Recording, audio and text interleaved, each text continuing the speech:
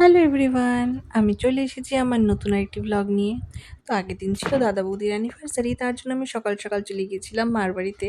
সেই husband office যাওয়ার টাইমে তো বাড়িতে এসে অ্যানিভার্সারি উইশ করে দিলাম বৌদিকে অ্যান্ড দাদাকে। ওদের প্রথম বছর ছিল বলে কথা। দেন ঘরের মধ্যে বসে বসে পুচকুকে ভাবলাম একটু তেল মালিশ করে পরিষ্কার করে দিই। দাদা বৌদির ফার্স্ট ম্যারেজ অ্যানিভার্সারিতে সারাদিন আমাদের অনেক প্ল্যানিং ছিল যে আমরা সারাদিন কী করে দিনটা কাটাবো। সেই দিন বিন্দুমাত্র ঘরে দিন কাটানোর ইচ্ছা ছিল না। এইদিকে পুচকুকে আমি তেল মালিশ করছি আর ও এখন এতটাই দুষ্টু হয়েছে যে ওকে যখন আমি তেল মালিশ করি, জামা কাপড় পরাই, ও না পা দিয়ে ঠেলে ঠেলে উপরে উঠে চলে যায় পুরো। ওকে ধরেই রাখা যায় না, বারবার উপরে উঠে চলে যায় আর আমি ওকে বারবার টেনে টেনে নামাই।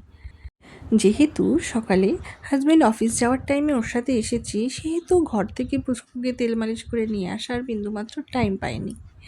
তো এখানেই সব কিছু ক্যারি করে নিয়ে এসেছিলাম যে মায়ের বাড়িতে তো অনেক সময় পাবো পরে, তো মায়ের বাড়িতেই সব কিছু করে নেব। তো মায়ের বাড়িতে এসেই ভেবেছিলাম বাকি যা যা কাজ আছে করব। ওইদিকে মা ঠাকুরের নাম করছিল আর এদিকে পুচকুকে ক্লিন করতে করতে চলে এসেছে আমার ব্রেকফাস্ট। সেদিন মর্নিংয়ে বৌদি বানিয়ে দিয়েছিল ম্যাগি সিদ্ধ।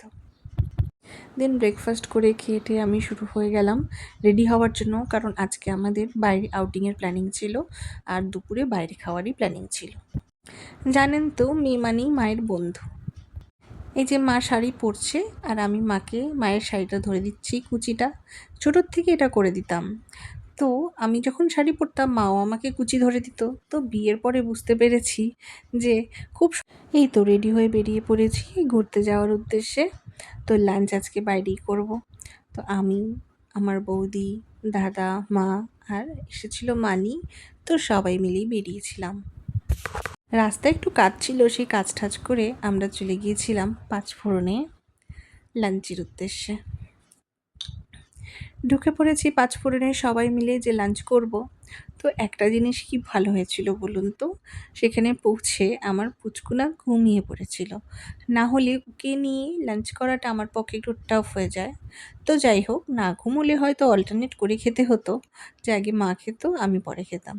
তো এখানেও ঘুমিয়ে পড়েছে, তার জন্য ওকে শুয়ে দিয়েছি সোফার মধ্যে। সবাই থালি অর্ডার করেছিল, সাথে মাছ অর্ডার করেছিল, কিন্তু আমি বিরিয়ানি খেতে খুব ভালোবাসি। তো এই কারণে আমি মাটন বিরিয়ানি অর্ডার করেছিলাম, সাথে চিকেন চাপ। চিকেন চাপ আমার অতটা পছন্দের নয়, তাও অর্ডার করেছিলাম যে বিরিয়ানির সাথে কিছু লাগবে বলে। বিরিয়ানিটা জাস্ট অসাধারণ ছিল। লাস্ট টাইম আমি যেই পাঁচফোড়নে গিয়েছিলাম সেই পাঁচফোড়নটা পুরনো ছিল, তো সেখানে না অ্যাম্বিয়েন্সটা আলাদা রকম। আর এই নতুন পাঁচফোড়নে এসে অ্যাম্বিয়েন্সটা এত সুন্দর করে সাজিয়েছে, এত সুন্দর ফটোগ্রাফি করা যেতে পারে সেখানে। তো যাই হোক, খুব সুন্দর লাগছিল অ্যান্ড কালারগুলো পুরো বম কালার হয়েছিল পুরোটা রেস্টুরেন্টের মধ্যে। তো তার জন্য দেখতে খুব ভালো লাগছিল। এদিকে আমার পুচকু উঠে গেছে আমাদের খাওয়ার পরে ঘুম থেকে, আর ঘুম থেকে ওঠা মানে ওর লাফানো আর ঝাঁপানো শুরু।